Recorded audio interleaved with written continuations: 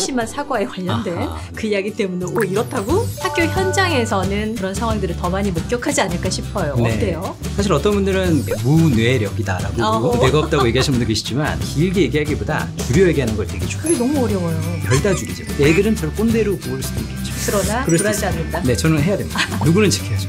실제 무뇌력을 높이는 가장 좋은 방법은 안녕하세요. 언토리TV 민수경입니다. 안녕하세요. 강영철이라고 합니다. 반갑습니다. EBS에서 뵙던 분인데. 네. 또 중학생만 알아봐 주는데 대표님이 알아보시니까 더 기분이 좋네요. 선생님, 네. 최근에 이제 학생들의 문해력 관련해서 이야기들이 좀 많이 나오잖아요. 네네네네. 가장 기억에 남는 게 심심한 사과에 관련된 그 이야기 때문에 이렇다고 한번 그런 생각을 한 적이 있는데 네. 학교 현장에서는 학생들하고 항상 소통이 많다 보니 네네네. 그런 상황들을 더 많이 목격하지 않을까 싶어요. 네. 어때요? 사실 어떤 분들은 그 작금의 사태에 대해서 이제 무뇌력이다라고 뇌가 없다고 얘기하시는 분도 계시지만 이제 무뇌력 문제는 요즘만 나온 건 아닌 것 같아요. 제가 볼 땐 계속해서 오래전부터 나왔던 문제라고 생각을 하고요. 물론 최근에 뭐 심심한 사과, 뭐 중식 제공 뭐 이런 사건들 때문에 좀 이슈화가 되었다라고 할 수가 있겠죠. 근데 제가 볼 때 무뇌력 문제는 다 조금씩 있었는데 네. 요즘은 좀 두드러졌다 이렇게 보는 것이고요. 네. 그러니까 저희 때도 문해력 문제는 있었다. 그렇죠. 우리가 책을 읽다가 모르는 말이 나왔을 때 이렇게 노려보거나 쓱 지나가거나 그런 적도 있고 뭔가 책을 읽었는데 머리에 남지 않는 현상을 경험하기도 했었죠.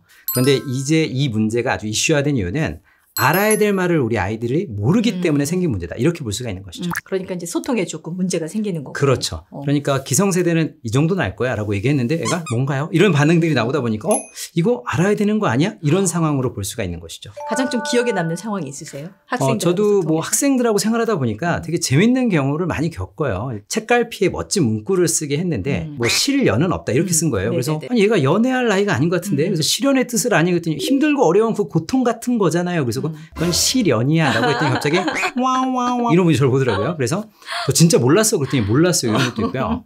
제가 봤던 가장 충격적인 장면은 학생이 딱 거기 회장 선거 나가는데 회장 선거에 출소합니다라고 적은 거예요. 와우. 그래서 출소의 뜻을 알아 그랬더니 나가는 거죠 이러길래 어디서 알려줬죠. 나가는데. 네, 그래서 거기 어디서 나가는 설명했더니 얘가 경악을 금치 못하면서 뭐가 맞나요? 출마야 했던 뭐 이런 적도 있어요. 네, 못 믿으실 만한 이런 상황이죠. 또 학생들하고 이렇게 체험 활동하다 보면 재밌는 게 많아요.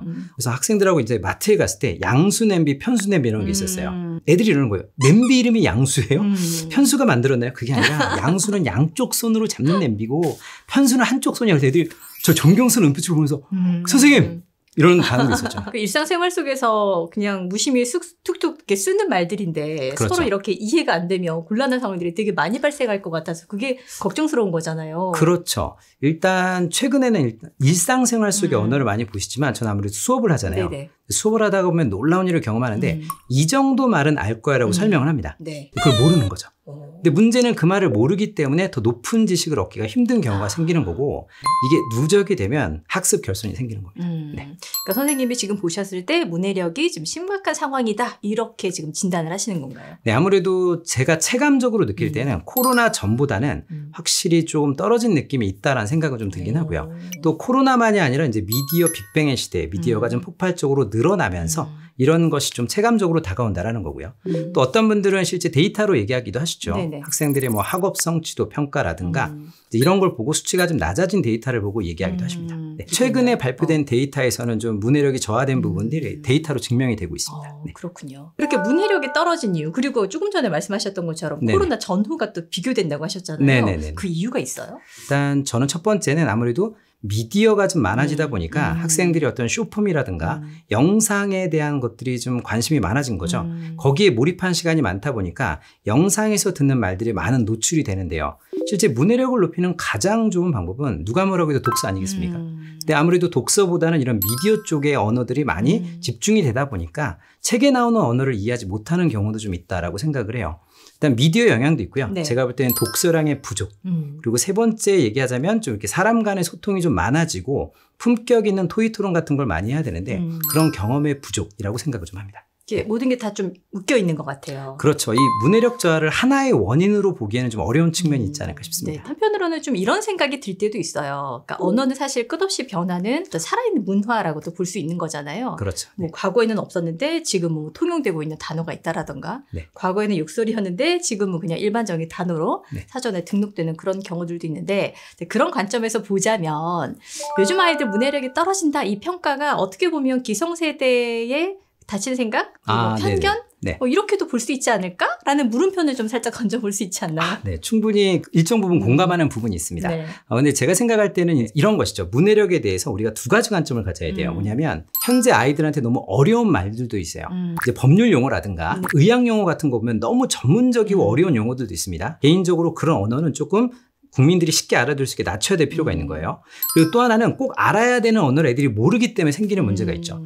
지금 이제 문해력의 이슈는 그 두 번째 상황으로 봐야 될 것 같아요. 그래서 기성세대 분들이 볼 때 이 정도는 알아야 되지 않아라는 언어도 아이들이 아무래도 잘 모르니까 생긴 문제로 볼 수 있다. 이렇게 좀 보셔야 하고요. 또 한편으로는 언어는 살아있잖아요. 네. 계속 새로운 말이 나오는데 우리 아이들이 또 그런 언어는 잘 습득을 하고 있는 상황이다라고 볼 수가 있는 것이죠. 그리고 또 요즘 문해력과 관련된 영상도 많고 책도 굉장히 많아요. 그런데 그냥 단순히 문해력을 어휘의 문제로만 보진 않으셨으면 좋겠어요. 그러니까 문해력이라는 건 어휘도 있고 어떤 독해도 있고 또 아이들의 어떤 판단력, 비판적 평가 능력, 요약 능력 이 모든 걸 맥락하는 총체적 능력인데요. 또 이것도 좀 오해가 될 수 있는데 어휘를 좀 모른다고 해서 문해력이 확 떨어졌다. 이런 건 중간 과정을 좀 놓치는 부분이라고 할 수도 있겠죠. 저는 학교에서 아이들을 보면요. 네. 나름대로 자기들만의 언어도 생성하고 또 여러 가지 언어 소통하는 부분도 보고 있기 때문에 조금 기성세대가 여유로운 마음으로 바라봐줘야 되는 건 아닌가라는 측면도 있습니다. 네. 아까 조금 전에 그래도 문해력을 좀 향상시키기 위해서는 독서를 좀 많이 해야 되고, 그렇죠. 네. 이렇게 쇼폰 같은 미디어에 너무 많은 노출이 좀 줄여져야 되고 이런 말씀을 하셨는데 이제 좀 어른 관점에서 좀 보자면 그 스마트폰을 조금 떼어놓는 게 하나의 방법이지 않을까라고 이야기하는 분들도 분명히 계시잖아요. 그렇죠. 적절한 방법 맞나요? 스마트폰을 떼어놓을 수 있을까요? 저는 그거부터 시작을 하고 싶은데 어른이든 아이든 스마트폰을 분리하기 힘든 시대인 것 같아요. 최근에 호모 아딕투스란 말이 있는데 중독된 인간이라는 뜻이거든요. 현대인은 스마트폰 없이 살기는 좀 힘든 부분이 있습니다. 일단 제가 미디어를 말씀드린 이유는 아무래도 미디어는 일방적으로 주는 경우가 많아요. 컨텐츠가 다가오니까 그 컨텐츠에 사용된 언어를 아이들이 많이 보게 되는 거죠. 이걸 조절하는 건 사실 쉬운 문제는 아닌 것 같습니다. 그래서 단순히 미디어를 분리하는 게 현명한 해법이다라고 하긴 좀 어렵고요. 저는 누가 뭐라고 해도 미디어도 즐기지만 또 다른 쪽에 독서라든가 뉴스와 같은 인풋을 늘려야 된다고 생각해요. 아무래도 많이 머릿속에 뭔가 들어오고 읽으면 나도 모르게 그 언어의 뜻을 알게 되고 사용할 수 있기 때문에 저는 미디어를 분리하자는 것보다는 오히려 아이들한테 품격 있는 이런 독서나 뉴스기를 좀 활성화시키자. 이쪽에 한 표를 던지는 편입니다. 책도 좀 쥐어주고 싶은데 이게 습관이 되기는 좀 쉽지 않잖아요. 그렇죠. 제가 그래서 여러 영상에서 주장하는 운동이 있어요. 일단 가정 내에서 독서 운동을 하시면 좋아요. 그러니까 내 키만큼 책 읽기. 아이들이 성장하는 만큼 이제 책을 전 조금만 읽으면 돼요. 키가 작으니까. 그런데 아이들은 크면 클수록 이제 책을 많이 읽겠죠. 가정 운동을 일으키는 게 저는 굉장히 중요하다고 봐요. 그리고 아이들하고 얘기해 보면 애들이 이런 얘기합니다.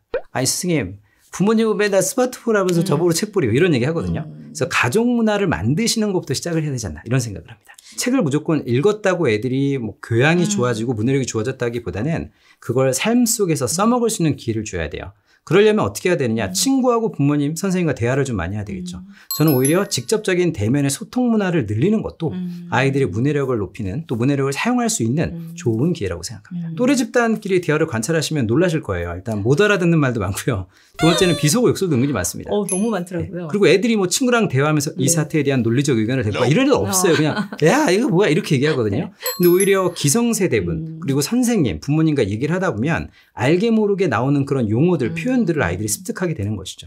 그런 관점에서 보자면 부모와의 대화가 진짜 중요할 것 같아요. 네, 저는 제 아들하고 경험이 있는데 학교에서 아이들한테 문전박대란 용어를 가르치다가 이제 뜻을 모르는 애를 보고 아들한테 물어봤죠. 집에 와서 아들아 너 문전박대 아니? 그랬더니 딱 웃으면서 입구 컷이요. 딱 한마디 하더라고요. 훌륭해 라고 얘기했는데 이게 뭐냐면 자녀하고 대화를 하다 보면 제가 몰랐던 걸 알 수도 있고 또 아이들의 언어가 또 어른의 언어와 소통되면서 함께 높아지는 현상이 있지 않을까 싶습니다. 요즘 아이들이 꼭 알아야 되는 단어들은 잘 모르지만 어른들이 알지 못하는 새로운 신조어를 만드는 능력은 너무 탁월한 것 같아요. 엄청납니다. 상상 초월입니다. 정말 와 어떻게 저런 아이디어? 라고 생각을 하지만 한편으로는 괜찮을까?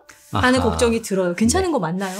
언어학자들은 아무래도 언어가 좀 살아있고 변화하기 때문에 일정한 문화 현상으로 보자고 얘기도 많이 하세요. 그런데 그 말을 못 알아들었을 때 어른들이 걱정이 되는 겁니다. 그리고 애들은 이런 게 있어요. 길게 얘기하기보다 줄여 얘기하는 걸 되게 좋아해요. 그게 너무 어려워요. 예, 그러니까 애들이 막 말을 막 계속 줄여서 하는 거죠. 네. 별 다 줄이죠. 그쵸. 별걸 다 줄인다. 네. 그래서 애들이 근데 이건 속성이에요. 속성이고 그리고 재미로 활용하는 게 많습니다. 그런데 그런 말도 즐기면서 또 우리가 얘기하는 아주 좋은 언어들도 배우고 있기 때문에 좀 너무 걱정하시기보다는 청소년의 어떤 언어 문화의 현상으로 봐주시는 게 좋겠습니다. 이런 현상이 나오는 것 중에 또 하나가 또 미디어의 영향이 아닐까라는 생각도 해요. 그쵸. 너무 빠르게 전파가 되고 그쵸. 또 어쨌든 또 우리 아이들 입장에서는 뭔가 좀 강력하고 네. 뭔가 좀 임팩트 있고 네. 이런 것들을 더 빨리 이렇게 소화, 습득을 할 것 같거든요. 그렇죠. 이 비속어 문제나 이런 문제는 좀 우리가 심각하게 좀 봐야 될 게 있어요. 그런데 학생들한테 이런 용어를 왜 쓰냐고 하면 이유가 여러 가지입니다.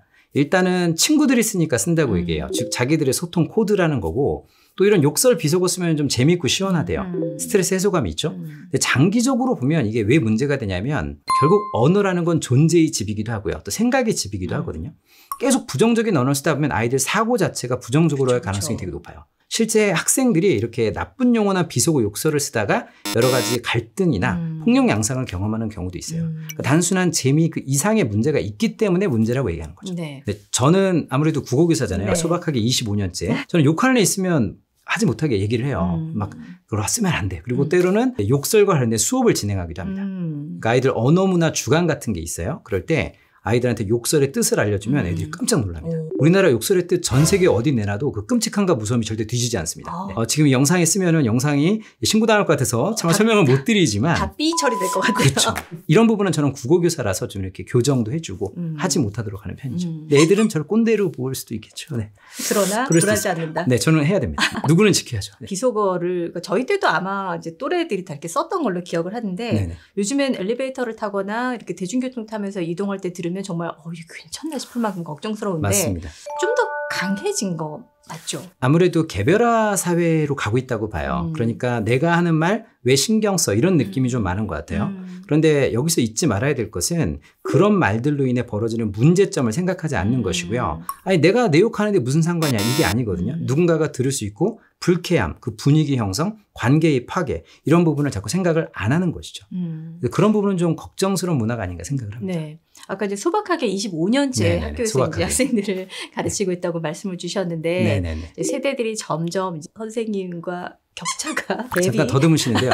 갭이 많이 생겼고요. 일단 네. 저희 학교만 해도 제 제자의 딸이 다니고 있어요. 어이구야. 네, 깜짝 놀라셨죠? 네. 그만큼 이제 차이가 좀 있고요. 제자들 주례를 서기도 하고 이러니까 이제 어느덧 갑자기 근엄해지는군요. 네, 그런 상황입니다. 그 이제 세대가 이렇게 밑으로 내려갈수록 선생님이 체감하시는 건 어떠세요? 제가 초창기 교사 생활할 때는 친구 간의 또래 문화가 되게 끈끈했던 것 같아요. 그러니까 친구들이 뭔가 함께하고 더불어하고 문화도 즐기고 놀기도 같이 하는데 요즘 애들이 뭘 제일 좋아하느냐 제가 설문을 해봤더니 일단 집에 아무도 없을 때 없어야 돼요. 아무도 없을 때 마라탕 후루루를 시켜놓고 이제 노이즈 캔슬링 우선 이어폰을 딱 쓰고 이제 OTT 같은 거나 이제 유튜브 보는 거 이런 걸 제일 좋아합니다. 근데 저희 때만 해도 저희 때라고 할게요. 묻어가야죠. 근데 저희 때만 해도 뭔가 이렇게 친구와 함께하고 이런 사회적 분위기가 되게 좋았는데 저는 요즘 분위기가 좀 개별화되고 개인화되고 있다라고 느끼는 것이죠. 이제 그런 것들이 언어 생활에서도 다 반영이 되는 것 같다. 그렇죠. 그리고 또 하나 미디어 얘기를 했던 이유가 근데 아이들이 아무래도 미디어 빅뱅의 시대에 미디어가 많아지니까 거기 댓글이라든가 아니면 어떤 소통 과정에서 나쁜 언어, 공격적 언어, 차별적 언어, 혐오적인 언어를 쓰는 거 이건 좀 문제가 아닐까 싶습니다. 뭐 선생님으로서 끝으로 시청하시는 분들한테 네네. 한마디 좀 해주시고 마무리할게요. 네, 제가 국어와 관련해서 늘 드리는 말씀이 있어요. 뭐냐면 주신경 선생님이 1908년도에 쓴 국어 문전 음악이라는 책에 아주 중요한 문장 하나가 나오는데 나라의 말과 글이 내려가면 나라가 망하고 나라의 말과 글이 올라가면 나라가 성공한다고 했습니다. 그러니까 단순히 우리가 어휘의 문제로 볼 것이 아니고 아이의 표현의 문제, 소통의 문제. 저는 그걸 국어 문화라고 표현하는데요. 이건 문화의 문제로 봐야 합니다. 그리고 기성세대들도 좀 더 책임감을 갖고 우리 아이들을 좀 따뜻하게 보셔야 되고 아이들도 좋은 언어를 쓰는 것이 한마디로 국격을 올리는 최고의 방법이 아닐까 싶습니다.